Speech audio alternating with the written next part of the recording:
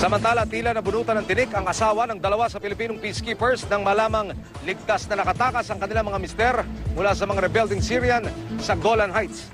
Laking pasasalamat din nila sa AFP sa paninindigang huwag nilang isuko ang mga kanilang mga armas. May live report si Ian Cruz. Ian.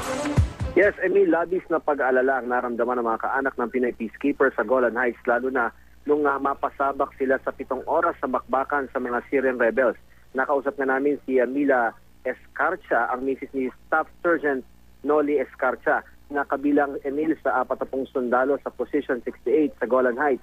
Napasabak na raw sa all-out war sa Mindanao noong taong 2000 ang kanyang mister, pero ibang kabaraw ang naramdaman niya dahil iba ang sitwasyon sa Golan Heights.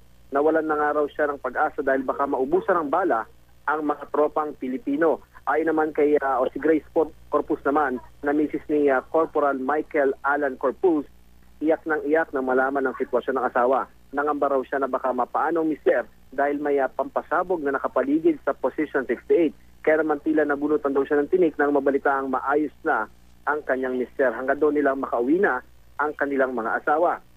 Kung sila ang masusunod ay ayaw na raw nilang paalisin muli ang kanilang mister.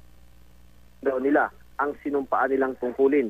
Samantala, Emil, humarap din sa isang press con sa AFP ang dalawang misis. Nagpasalamat sila sa paninindigan ng AFP na huwag isuko ang mga baril sa rebelding Syrian.